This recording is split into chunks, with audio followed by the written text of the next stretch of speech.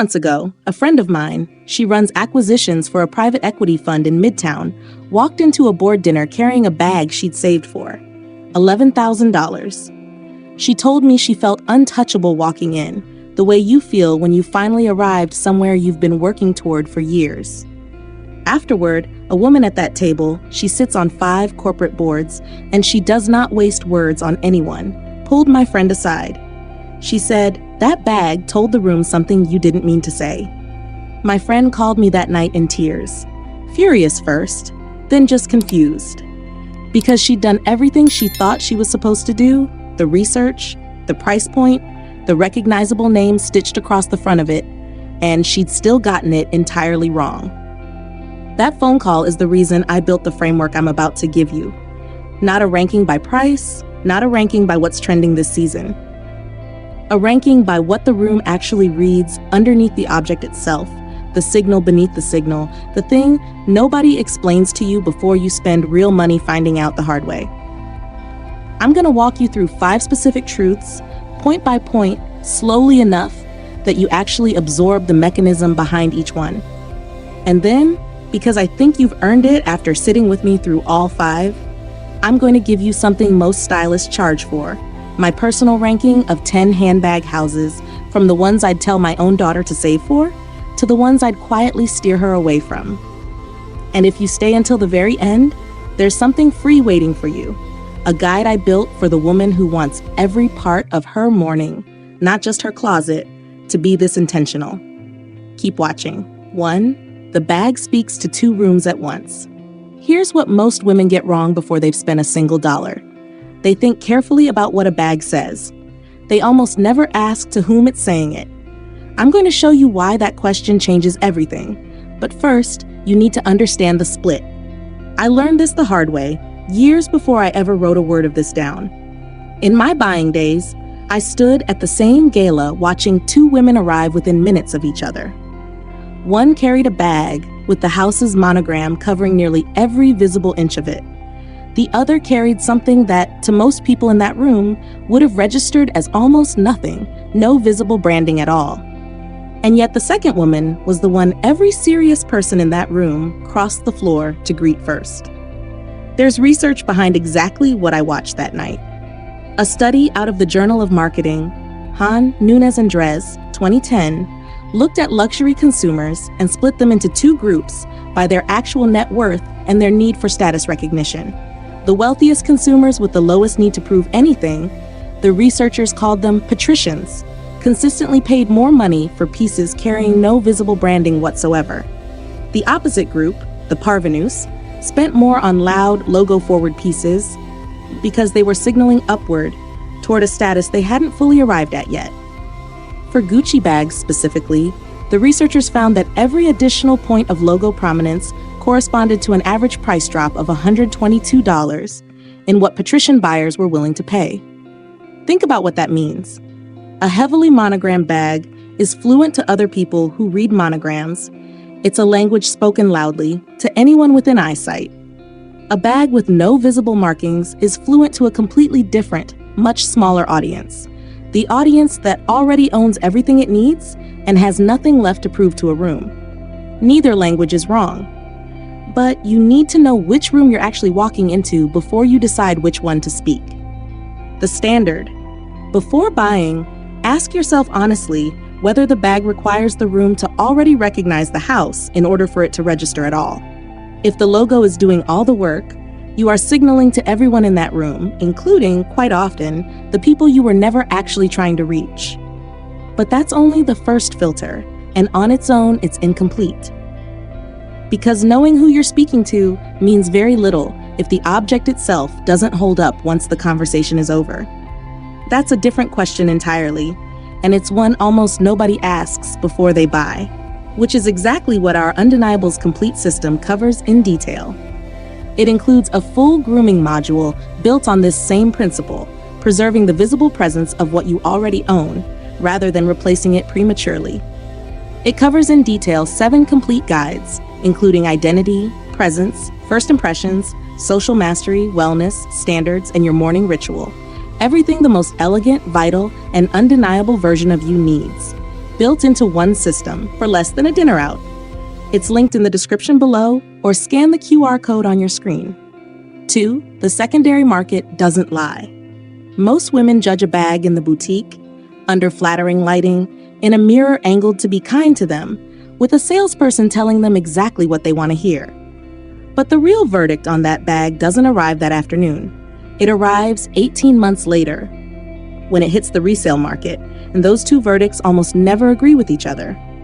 The 𝐈𝐬𝐷𝐾 report, drawing on over 13,000 resale transactions across 2024 and 2025, found Goyard retaining 104% of its original retail value on resale, meaning collectors were paying more secondhand than the original retail price.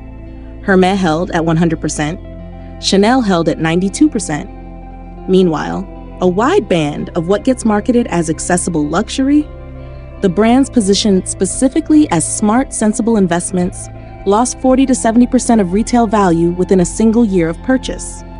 Here's the mechanism, and it's the part I find genuinely fascinating.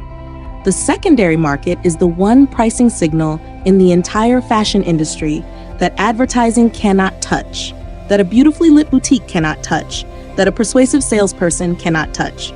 It only measures one thing: whether people who have actually lived with the object, carried it through their real lives, still wanted enough to pay for it.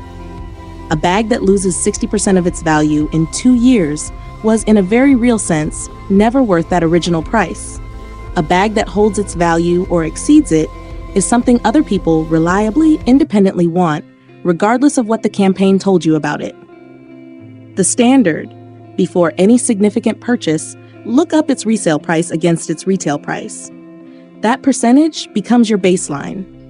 It is colder and considerably more honest than anything printed in a campaign or said to you across a glass counter. Most women assume price and quality simply move together, that spending more automatically buys more durability, more desirability, more longevity.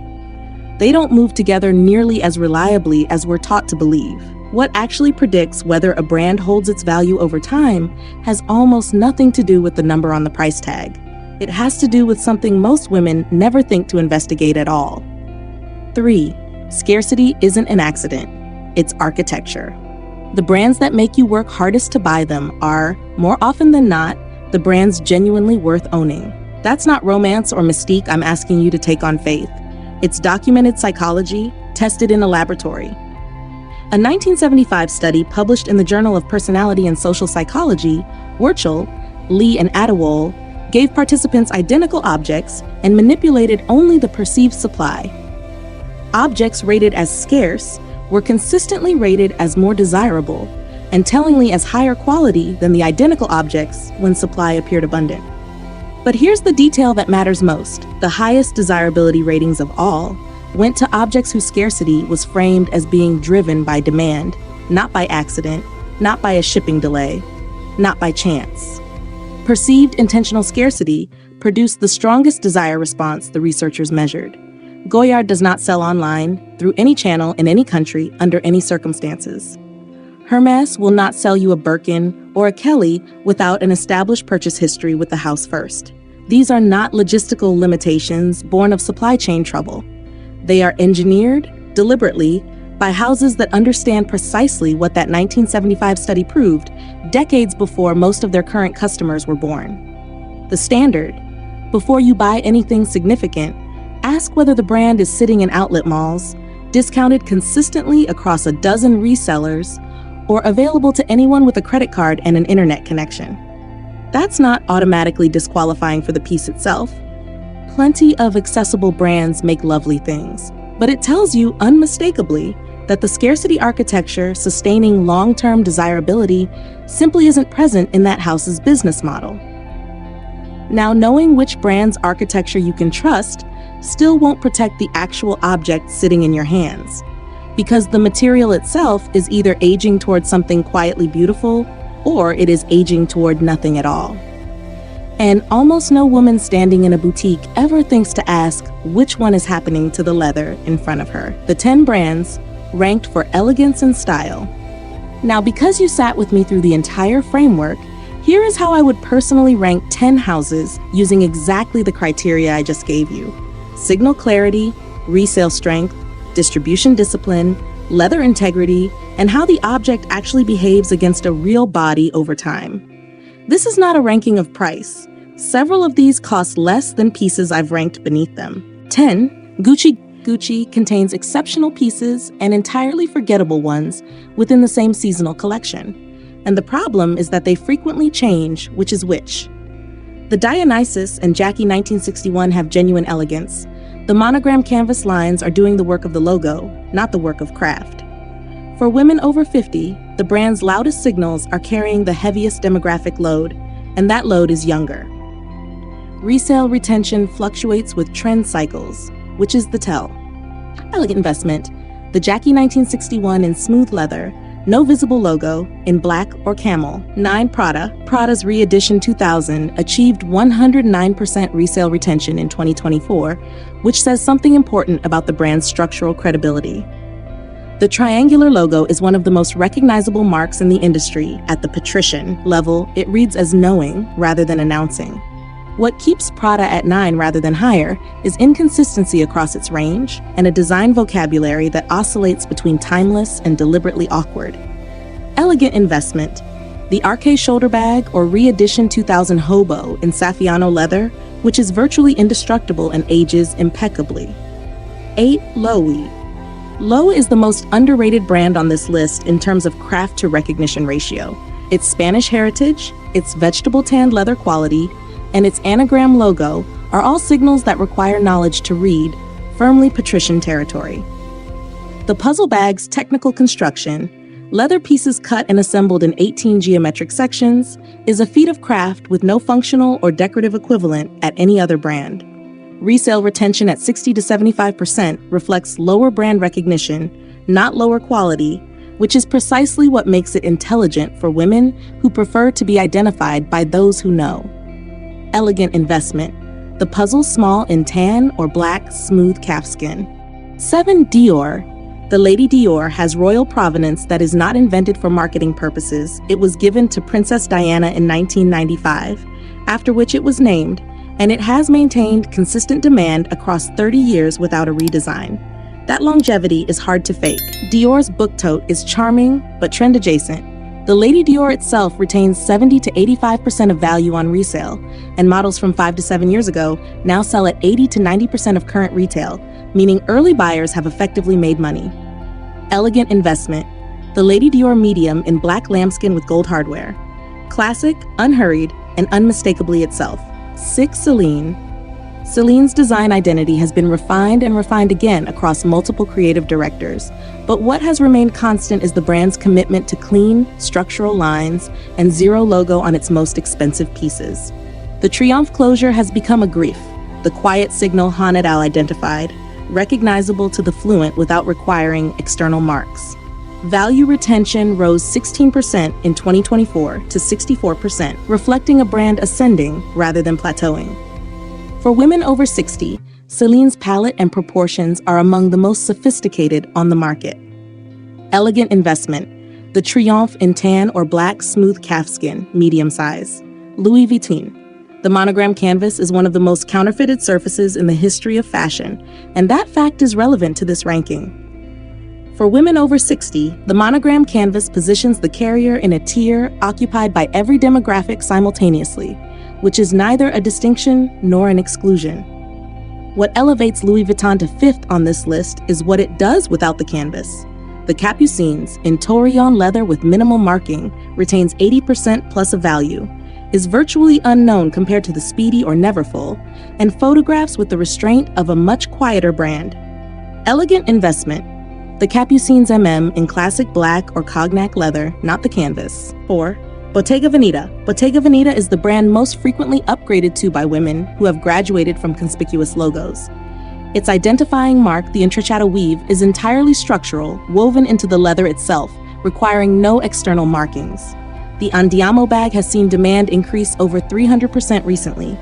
The cassette retains 65 to 80% of retail, with no historical precedent and an entirely post-logo identity. The intrecciato is one of the few craft signatures in luxury fashion that is genuinely difficult to replicate convincingly. Elegant investment. The Andiamo or cassette in caramel or blatted intrecciato. 3. Chanel. The classic flap is one of the most stable value retention assets in the fashion market. Chanel has raised retail prices aggressively. Some bags have doubled in 5 years, which means pre-owned pieces bought 3 years ago now trade at or above their purchase price. The quilted chain, the CC turnlock, and the caviar leather are among the most universally legible luxury signals in the world. What places Chanel at 3 rather than higher is precisely that universal legibility. The classic flap is recognized across all 4 of Handbag's tiers, which reduces the exclusivity of the signal for women who prefer to be identified by fewer people rather than by everyone. Elegant investment: classic flap in medium or large, caviar leather, black with gold or silver hardware. Never the canvas and leather combination. 2. Goyard surpassed Hermès in value retention for the first time in 2024, posting 104% on the Rebag Claire report. Its St. Louis tote has seen 173% value retention in 2025. It does not sell online. It has no advertising budget. It does not court celebrities. What Goyard has instead is a hand-painted chevron canvas with a history dating to 1853, a pattern that is immediately recognizable to a specific tier of consumer and invisible to everyone else. This is the definition of Patrician signaling, a quiet mark that is a griff to those who know and a geometric pattern to those who don't. For women over 60 who want a daily bag that is indestructible, ages beautifully, and communicates precisely to those who can read it, this is the bag. 1. Hermès. Hermès is ranked first not because of brand prestige, heritage marketing, or price. It is ranked first because of 3 things that no other brand on this list matches simultaneously. Craft that has not changed in any structural sense since the 1930s, scarcity architecture that is enforced by production rather than by marketing, and a secondary market that has returned more per annum than the S&P 500 across the same period, documented at 14.2% average annual appreciation over 35 years in the Bag Hunter study. The Birkin and Kelly are not handbags that happen to be expensive. They are craft objects that happen to carry things. The single variable that separates them from everything else on this list is that the waiting list, the allocation system, and the production volume are all controlled by the same principle. The bag should be harder to obtain than to afford. Elegant investment: Birkin 25 or 30 in Togo or Clemence leather, black or gold, gold hardware. These are the configurations with the most stable appreciation history. Everything else is a bet on taste. So here's the complete framework, all 5 pieces together, because none of them work in isolation. Know which room you're actually signaling to before you buy. Check the resale market before you trust the price tag in front of you. Houses that restrict access on purpose, because that restriction is protecting something real. Ask what the leather is chemically becoming, not merely what it looks like today. And test everything against the body you actually live in now, never the one frozen in a campaign photograph. That's not 5 separate rules living side by side. It's one single standard. Everything you carry is a decision, and every decision is a signal. The women who understand this stop asking whether something looks expensive. They start asking what it's actually saying and to whom. The next step is the full blueprint. The Undeniables Complete System, 7 complete guides covering identity, presence, first impressions, social mastery, wellness, standards, and your morning ritual. Everything the most elegant, vital, and undeniable version of you needs, built into one system for less than a dinner out. It is linked in the description or scan the QR code on your screen. You already know more than you did 20 minutes ago, and you'll carry that with you the next time you're standing in a boutique or packing for a dinner that actually matters. Next week, I'm taking you inside the wardrobe rule most women break without ever realizing it's a rule at all. I'll see you in the next one. Isabel.